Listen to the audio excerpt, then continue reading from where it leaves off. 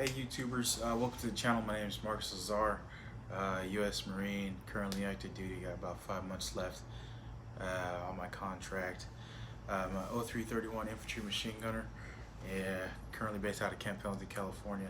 And today I'm here to talk to you about taking flight training while active duty. Whether you're enlisted, as you can see I'm enlisted, or you're an officer, shiny boy.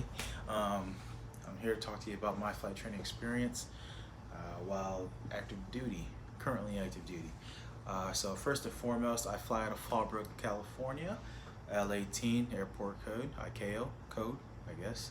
I fly out of Fallbrook Flight Academy as well. Check them out. This is my first YouTube video, so bear with me. I'm kind of nervous. So yeah, my personal experience. It was decent. It took me about a year to get my certificate. Reason being is because I'm an infantryman. I go to the field a lot, so it's always on and off, on and off, on and off. It's not really continued training as most of you may have done. There will be periods of time where I don't fly, and there will be periods of time where I'll be able to fly. And usually I would take advantages of 72-hour liberty periods and 96-hour liberty periods, so we call them 72s and 96s. And that's when I would really bulk up on my flight training time. So scheduling wise, it was very hectic because of my busy schedule being in the infantry and constantly having to go to the field to train in my specified weapon systems.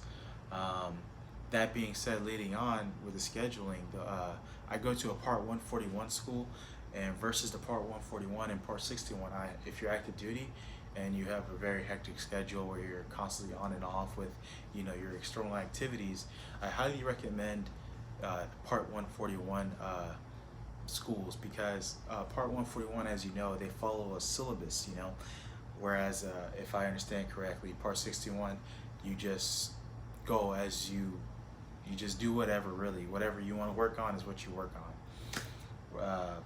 Yeah, so the Part 141, you follow a syllabus. You got phase 1, phase 2, phase 3, like you do in Marine Corps boot camp back when I was in. Now they got 4 phases. Like, what the hell? Anyway, if you are, for example, I've been gone for a 2-month field op. I totally forgot what part, what phase, what lesson I'm on. With the Part 141, I can just go back to my logbook real quick, and the school should have their own logs as well. I can look, see what lesson I'm on. Oh, I'm on lesson 15, which is, my cross-country solo.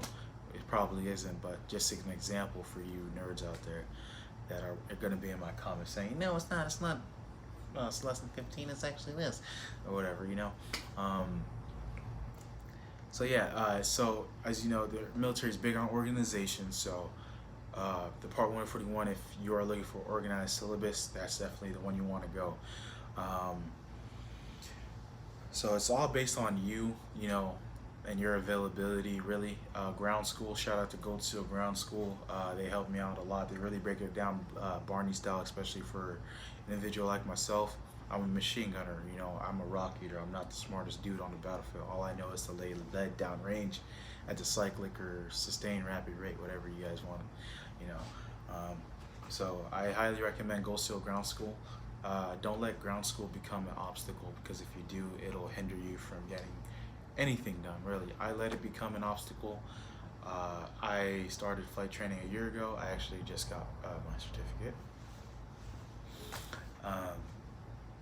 Don't let it become an obstacle. It took me 9 months to finish ground school, and that's because of me, because I was getting lazy with it. I was always on and off with ground school. I just wanted to fly, which is natural, but ground school is a required thing. Your written exam is required. I actually scored an 83 thanks to Gold Seal. Shout out to Gold Seal, and a bunch of other external stuff. There's this app on the Apple Store. It's called Private Pilot. It's blue. It helped me a lot, really. It was great. Continuing on, besides the scheduling, dealing with the written tests, like I said, just make sure you get your make sure you study hard, make sure you complete your ground school, because then that'll qualify you to get ready for your check ride, this and that. Again, I flew on the weekends. It's not impossible. It is difficult, a little difficult, based on your MOS and how your command is, to take flight training while active duty. That was my personal experience. A lot of people quit. A lot of student pilots quit flight training. It's 77%. That's the statistics. I can only imagine what it is for military, because we're always busy. All I can say is really just make sure you kill it. Just keep pushing. I mean, you came in the military. You didn't quit boot camp. Why should you quit here? It's really rewarding. Once you get to take your family and friends up. I took my girlfriend on a lunch date out to Hemet for breakfast, and it was the best thing ever. I took a bunch of pictures.